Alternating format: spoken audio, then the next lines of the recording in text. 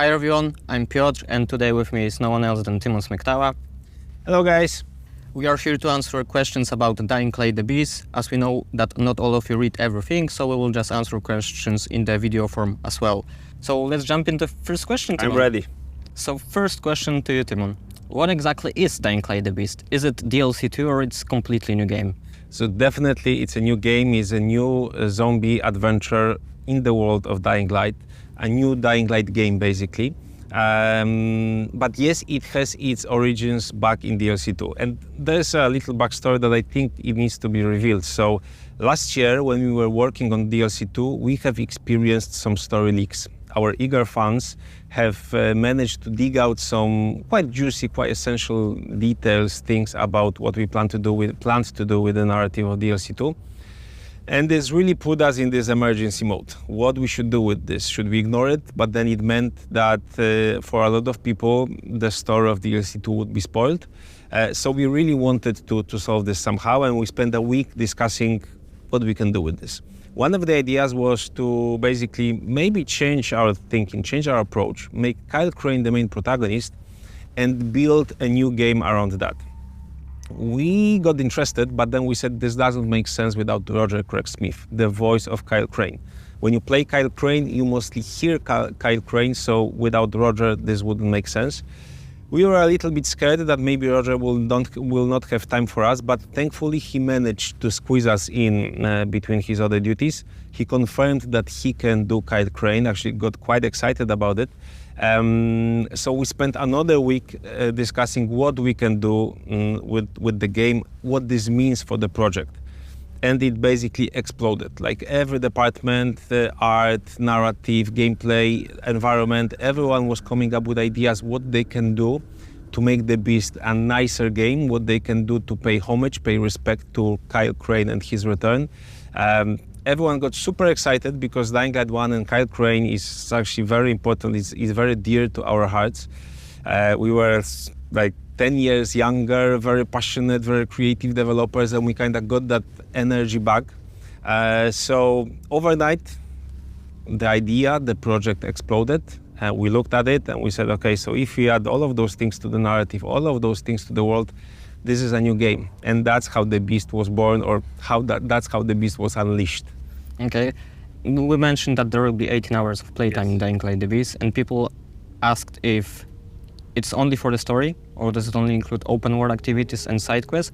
And will there be a possibility to free roam after completing the game? So of course you can free roam. This is an open world game, so you can explore and discover things at your own pace. And actually that's one of the reasons why I don't personally like that question that much.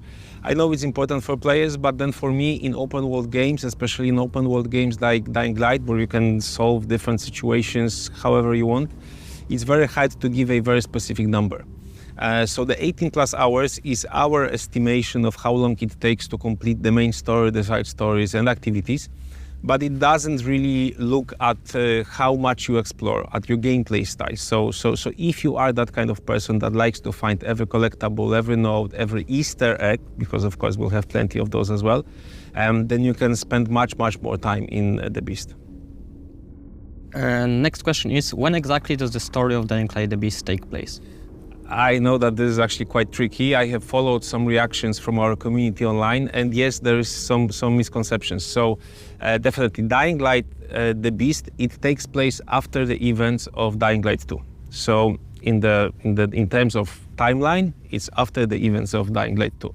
Now Kyle Crane has spent, what we are revealing so far, 13 years being captured and being experimented on.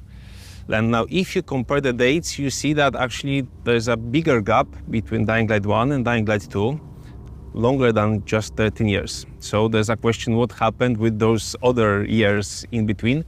I think players will find answers to all of those questions in the game. That's actually one of the goals for us, to answer a lot of questions from Dying Light 1 and Dying Light 2. But the simple answer to your question is that Dying Light the Beast takes place after the events of Dying Light 2. Okay. And how big is the map? People also asked if you can give a comparison to Dying Light 1 or Dying Light 2. So definitely it's not as big as Dying Light 2. We position Dying Light the Beast as slightly smaller game, like more compact. But definitely the map is, we approach the map in a completely different way than we did, for example, for Dying Light 2. I think it's closer to Dying Light 1 or the following in a way that we wanted to make it really a handcrafted open world. What that means is that basically every part of the world has been touched by our artists. They didn't have to think in terms of, okay, we have this large scale of city to generate with lots of buildings, and they could focus on the Castor Woods Valley, on the new environment for the game, and make sure that everyone is handcrafted, everyone is because of that engaging. Every element of the world hides a lot of secrets, and is basically multi-layered. It's like not obvious that if you look at something, it's exactly the thing that you see, because maybe behind the corner, maybe when you jump at the obstacle, you will see something different. So even though the map is more compact, it's definitely super dense with things to do, things to discover, things to find when exploring. Okay, and right now we are going to ask some more interesting questions. I think all of those were interesting already, so I wonder what's next. But people asked, will there be new enemy types and new guns? And will they be able to see some of them in the game? So definitely we are expanding on every system, every mechanic that players know from Dying Light games. And yes, there will be new enemies. Of course, we just starting uncovering everything about the beast, so we will not reveal everything. But two things I can say right now is that the one big new thing in Dying Light the Beast are the freaks. Freaks are those special infected, mutated due to experiments, kind of similar to the experiments that have been run on Kyle Crane. So they are in that beastie, powerful, super dangerous version of themselves, mode of themselves, and players will be able to find a number of those freaks as they explore the open world. Another new thing in the Beast is our new take on human NPCs. So probably players know that our human NPCs, human enemies, they can fight quite well when it comes to melee combat, but they actually weren't able to shoot for a very long time. So right now we are also introducing shooting AIs. And actually maybe it's worth mentioning that even though we are not turning the Beast into a shooter, this is not our goal, this is not the direction we are heading. I think players who like to participate in shootouts with smart enemies that think in a kind of tactical group behavior type of way, they definitely will get that in the Beast. And what about the Night Runner tools? Will Kyle have access to Night Runner tools from Dying Light 2? Or can we expect some new one? So I think here is actually the first moment where I can't really talk about too many details. We are not focusing on that right now. We are not revealing this, but we will reveal that soon, of course, before the release. What I can say right now, which I think is relatively safe, is yes, that grappling hook makes a return. And that's where I have to kind of put a dot at the end of the sentence. Please stay tuned for more info. Apologies, guys, I can't reveal everything right now. And will people be able to expect some old characters coming to the Dying Light the Beast? Okay, so now we are in the phase of questions that I can't really answer all of them. So yes, Kyle Crane returns, and I think that's enough for big enough reason for to get excited and to have kind of build anticipation for the Beast. Sorry, that's all I can say right now. So please bear with us. I think you understand it, right? This is a game that has a very interesting story. We are actually quite proud about the story and how it connects Dying Light 1 and Dying Light 2. But because it was born because of spoilers, we really would like to avoid the spoilers right now. So I'm keeping my kind of lips sealed, and I will not reveal that. I think you will get the most fun when you will actually discover how the story unfolds and whom you will meet as you play the game. Are there any plans to improve Dying Light the Beast after launch, and will we still support Dying Light 2 for the 5 years as we promised? Okay, so actually two questions in one. So the first one, Dying Light, the Beast and post-launch support. I think it doesn't make sense to talk about it right now because first we need to launch the game. So we will reveal our plans closer to the release date.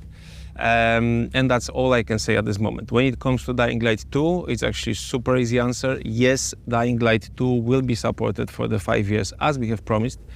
Even on the day of announcement, we have released a small update to the game, but actually quite interesting, I think, quite fun for the players. There are plans to have more content-focused updates coming soon. You can expect new updates also this year. So it's a very serious promise for us. We have promised our community that we will support Dying Light 2 for 5 years, and we are sticking to this promise. Okay, and coming to Dying Light 2, we saw a lot of comments about it. Will there still be DLC 2? So we don't have plans to have a narrative DLC for Dying Light 2 right now. We had those plans, as we explained at the beginning. That DLC has evolved significantly into the Beast, changed into basically a completely new standalone game.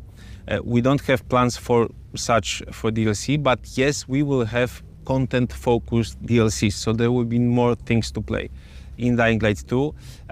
One example, of course, is Tower Raid. We are not forgetting about this. This will be still developed, and actually quite soon players will get a taste of the next iteration of Tower Raids. And I think that's all I can reveal at this stage, but definitely Dying Light 2 is important for us. We want to continue working on it so it stays the big game it is. We'll keep adding to it, so rest assured we are not abandoning any of our games. And that's I think that's a good answer to the question. So is there a need to play Dying Light and Dying Light 2 before embarking on adventure in Dying Light the Beast? I understand where the question is coming from. We were also having those worries that, okay, we are building a standalone game, but with a character that returns after a hiatus from a previous one. Will players understand what's happening? But actually, the Beast is designed in a way to welcome newcomers. Why? Because Kyle Crane, in a way, if you think of it, he has been taken out of this world and now comes back after 13 years. What that means is that he experiences everything in a quite fresh way. He doesn't know what happened to the world over those years. He's in a new region. He meets new characters, he sees new locations, so basically everything that he sees is new to him, in the same way as it is for the player that didn't experience the character before, the hero before. Also, the story is built in a way that it starts with a very simple thing, revenge. Kyle Crane has been kind of experimented on, he has been held captive, he frees himself, so of course he's looking for revenge, but then he understands that there's actually a bigger plot behind it. And the Nemesis, the guy that he wants to get, the Baron, he has a bigger plan that needs to be stopped. And the story is self-contained. So when you play the Beast, you will understand the beginning of the story, you will understand the ending of the story, you will get that.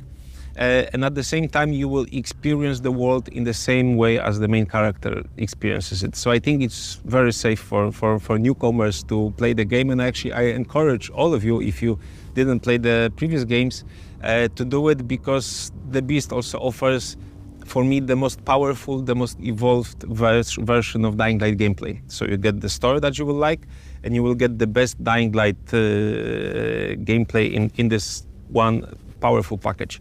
On the other hand, of course, if you have played Dying Light 1 and Dying Light 2, knowing that the story connects both of those games, you are in for a treat. I think this is something that you will really enjoy. How we managed to combine all of the threads, how we managed to find answers to all of the questions that you might have unanswered. I think there's an extra bonus for our community, for our dedicated players. I think they will enjoy that very much. In the interview with PC Games N, you stated that most of the buildings will be accessible in the map. So can people expect some large, unique buildings and interiors? Where should I start? Absolutely, of course. Castle Woods Valley, the open world where the game takes place, is full of different biomes, areas, but also building structures. As I said, we have approached the open world with a very kind of handcrafted mindset. So we wanted to touch basically every square inch of the map and find and put some secrets there, some details that players will be able to appreciate. There are big buildings, there are small buildings, there are actually quite a lot of them. And we are also using those to be a kind of a method of delivering parkour to the game. Of course, the environment is not urban, it's not city-like, so it's a little bit more difficult for us to find places for parkour. So that's why we are using those buildings. And how we are using them, so the mindset, the approach, the direction is that every time when you see a building that you would like to go into, you actually have to use parkour. You have to climb something, maybe you have to do a wall run and jump, maybe you have to solve a simple environmental puzzle. I think there are maybe 1, 2, maximum few buildings where you just enter through them through like front door that are open on the ground floor. Usually you have to use your parkour skills to get into those, and usually there's a nice secret for you to discover. In the trailer, we show that there will be track in Dying Light the Beast, and people already ask if there will be possibility to swap between first-person perspective and third-person perspective. So currently we are thinking about third-person perspective only. Why? Because actually the track, the vehicle, it also fits the survival feel that we want to get from the Beast. And this means that the truck can get damaged, it can get destroyed. So we wanted to give players a perspective that will allow them to have a better awareness what's happening around them, where are the obstacles, where are the zombies, where are the enemies that can damage the car. So in terms of gameplay, this is what works best, and we are sticking to third person. Okay, and we also got a question from people because they saw the trailer and they were speculating if Dying Light the Beast is the same engine as Dying Light 2 or it's completely updated engine. They can see some improvements, graphical improvements, technical improvements. So it is the same engine that was used for Dying Light 2, our own in-house engine, C engine, but of course, as with everything in game dev, and especially with us at Techland, we are trying to grow everything, like all of our tech, all of our gameplay systems constantly. So the engine has been updated, has been improved over those 2.5 years. And it brings a number of technical visual improvements also to the game. We focused, when choosing those improvements, we were focusing specifically on things that increase immersion. We want you to really feel like you are inside the world of Castor Woods, as you are in the world of the Beast. So we looked at things like lighting, quality of lighting, skyboxes, materials, weather effects. All of those things got improved in the Beast, are significantly visibly nicer, more advanced. So even though the engine is the same, it constantly evolves, and this is the next iteration, the next evolution of that engine. Okay. And we have the last question for you, Tymon. Great. It goes super fast. I feel like it goes super fast. So people saw the scene with Kyle on the trailer, and there saw something happen to this eye. Yes. And there's a question: is Kyle right eye blind?